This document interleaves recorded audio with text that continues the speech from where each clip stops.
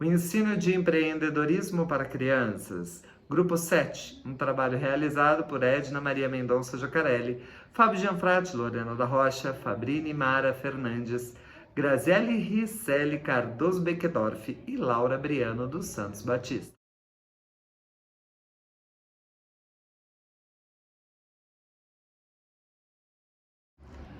Para começarmos essa conversa, é importante entender que o ensino do empreendedorismo para crianças é diferente do empreendedorismo para crianças. É importante ressaltar também que no Senado Federal está um projeto de lei, o projeto de lei PLS número 772 de 2015, que vem para substituir, alterar a lei 9.394, de 20 de dezembro de 1996, que estabelece as diretrizes e bases da educação nacional para incluir o tema empreendedorismo no currículo da educação básica. É um tema bem complexo porque ele envolve, além de questões de política pública, também uma renovação na definição do que é o conceito. Mas alguns teóricos afirmam que é uma área de negócios que busca entender o surgimento de oportunidades para a inovação. E fica muito importante para o educador, para aquele que vai ensinar o empreendedorismo, saber de fato o que é o empreendedorismo. E entre tantos conceitos, fica-se claro que envolve algumas questões, como, por exemplo, o reconhecimento de oportunidades através de algo novo e o investimento de ações para a transformação dessas oportunidades em negócios. E embora isso não seja algo tão habitual ainda para a aprendizagem de crianças e adolescentes, já está sendo pensado esse novo mecanismo de ações para que dentro já do ambiente escolar e educativo possa se começar a pensar e fomentar ideias para o empreender. Então, o ensino de empreendedorismo para crianças é algo muito recente, que está começando a ser pensado para acontecer. E já existe uma aplicação conhecida e reconhecida. Através de uma abordagem lúdica, existe a metodologia ESAG Kids, que está sendo testada e aprimorada. São crianças do ensino fundamental com idades entre 8 e 12 anos. E as atividades, as ações às quais elas são submetidas, elas têm algo relacionado com o universo do empreendedorismo, da inovação e da educação fiscal. A metodologia é baseada no modelo Canvas, claro, com as devidas adequações à faixa etária que se aplica. E ela trabalha conceitos como o empreendedorismo social, empreendedorismo de negócio, economia criativa, entre outros. Com as devidas autorizações dos familiares, essas crianças elas vão até a universidade que está promovendo essas ações para fazer as atividades, onde o principal foco é através do lúdico que a criança oferece, a imaginação solta mesmo, desenvolver ideias que possam ser utilizadas de maneira criativa e eficaz. Bom, através de tudo isso, como eu já disse e reforço, é feito com o modelo Canvas.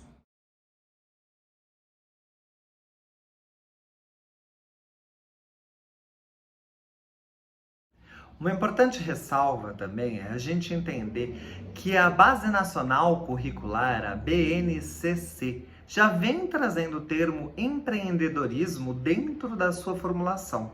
Por exemplo, o ensino médio, quando a gente observa o que está sendo proposto para o novo ensino médio que entra em vigor aqui no Brasil a partir de 2022, vem se colocando o empreendedorismo como algo que vai permear os itinerários formativos.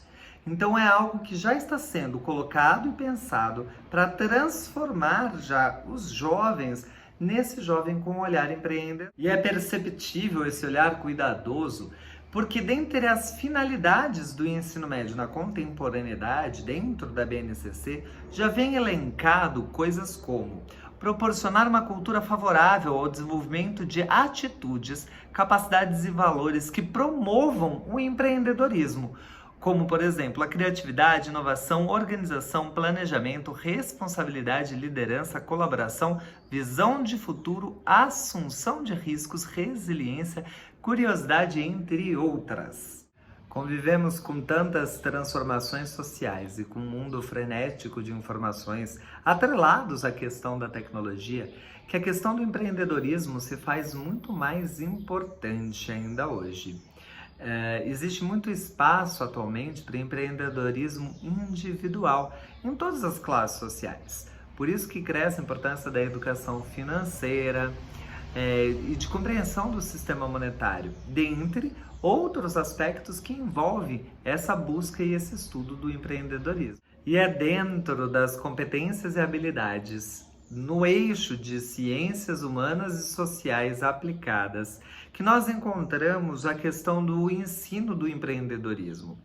Então, as habilidades estão em analisar os fundamentos da ética em diferentes culturas, tempos e espaços, identificando processos que contribuem para a formação de sujeitos éticos que valorizem a liberdade, a cooperação, a autonomia, o empreendedorismo, a convivência democrática e a solidariedade.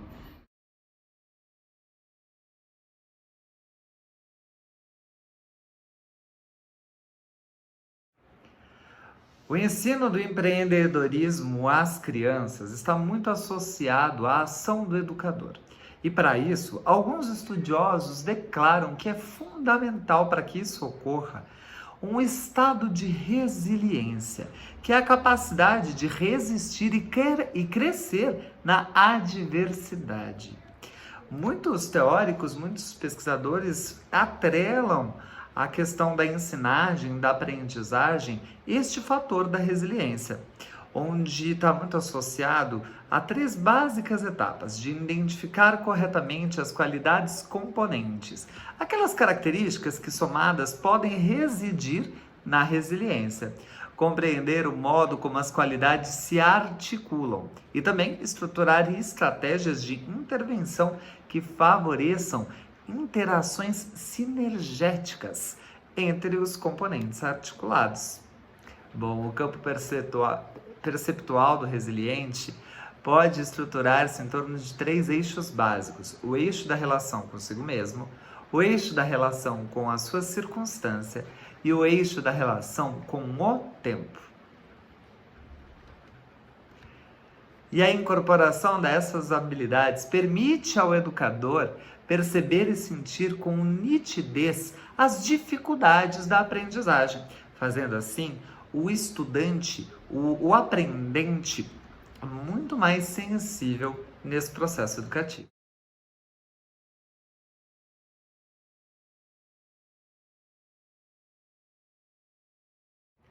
A presença do adulto no mundo dos jovens se faz primordial, principalmente pela confiança e pela segurança. É aquela ideia de seguir modelos, a partir do qual você passa um conhecimento sob uma ótica, sob uma visão, o seu aprendente vai recebê-lo de forma assertiva ou não. É muito importante destacar o perfil do educador. Características que se propõem a assumir um trabalho educativo com os adolescentes que vão muito além da resistência à fadiga, ao autodomínio dos impulsos e que dizem respeito às qualidades desenvolvidas e percebidas durante a convivência do jovem. Aquele termo de potencialidades. No âmbito da pedagogia, existem trabalhos que definem um modelo operativo, o que torna as pessoas capazes de exercer influências construtivas sobre as outras, através de 4 habilidades, que são atender, responder, personalizar e orientar. E dentre tudo isso, existem as fases que ajudam esse perpassar dos processos. E estão elas: o envolver-se, essa capacidade de entrega durante o processo; o explorar, que é avaliar a situação real em que se encontra; o compreender, que é o estabelecer ligações de causa e efeito entre vários elementos presentes na vida; e, por fim, o agir, movimentar-se do ponto onde está até o ponto onde se deseja chegar. E a partir disso, relações de ajuda se constroem, onde estão envolvidos outros tantos parâmetros, como o sentimento, a expressão de afeto, a totalidade, que é a qualidade reparadora da relação, onde os participantes apresentam-se e aceitam-se como são, com autenticidade. As expectativas, a cooperação e a estruturação também fazem parte de tudo isso. E algo primordial para qualquer aprendizagem, mas principalmente relacionada ao empreendedorismo, é a afetividade no processo. A afetividade de um processo de ajuda se mede pelas mudanças que vão acontecendo e ajudando a desencadear ao ajudado. Mudanças como crescimento físico, emocional e intelectual. Tudo isso condiz uma aprendizagem muito mais efetiva.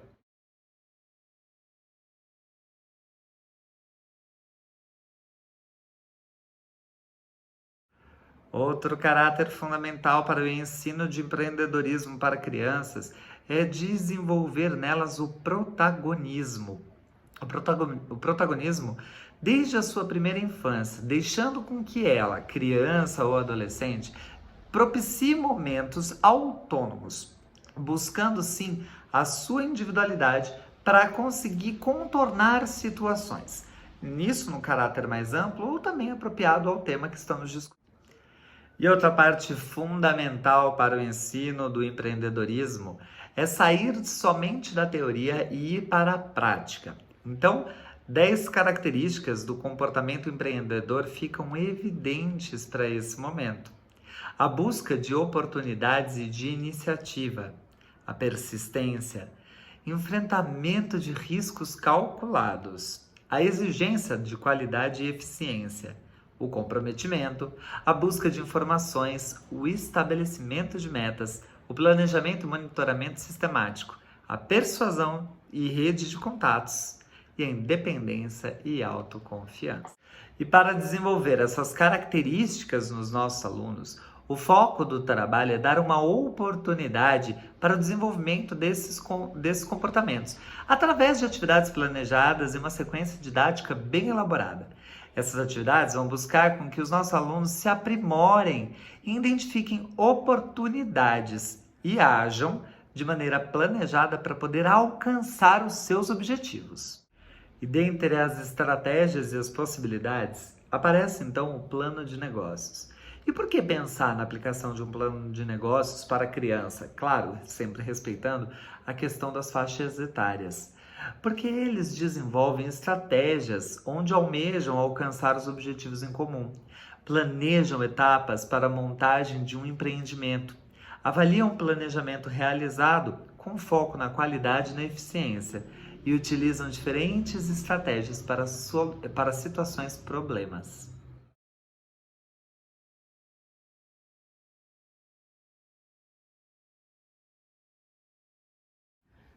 E para finalizar toda essa discussão que levantamos, eu volto lá no texto origem, que foi da onde tiramos as primeiras explanações desse vídeo.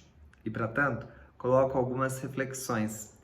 Ao finalizar falando sobre esse projeto, criando vínculos entre universidade e escola para o ensino do empreendedorismo para crianças, eles levantam uma frase muito importante de Jean Piaget, que fala assim: toda moral consiste no sistema de regras, e a essência de toda moralidade deve ser procurada no respeito que os indivíduos adquirem por estas regras.